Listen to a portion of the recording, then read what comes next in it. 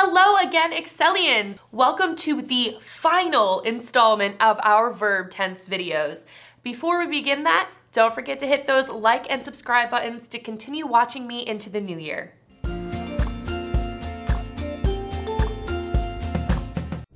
Today, we will learn about the future perfect tense and the future perfect progressive tense.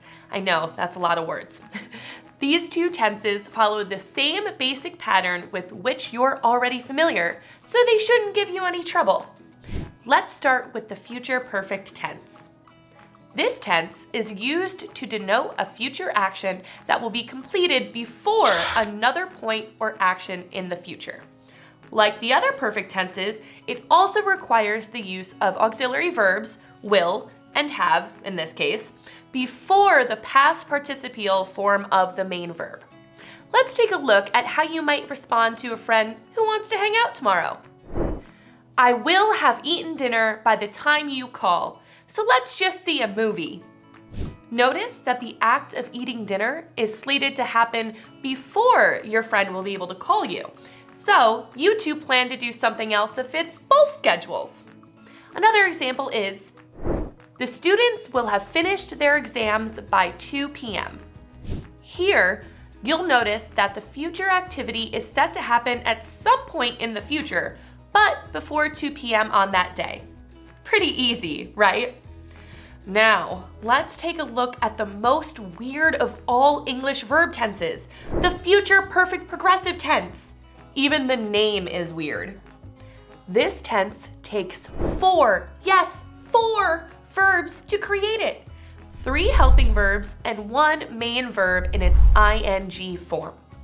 The helping verbs that must be used in this tense are will, have, and been. Let's take a look.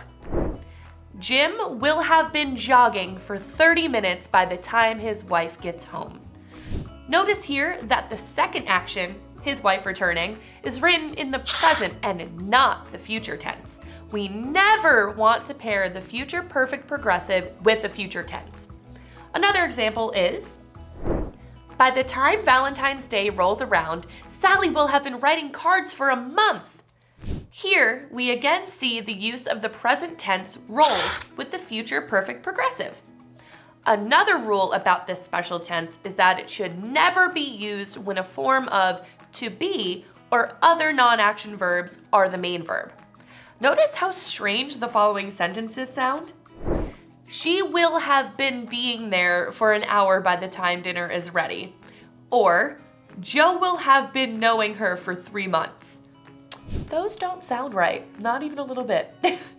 For these kinds of verbs, always use the future perfect tense form, like so. She will have been there, and Joe will have known her. Those sound way better. And there you have it, Excellians. See you next time.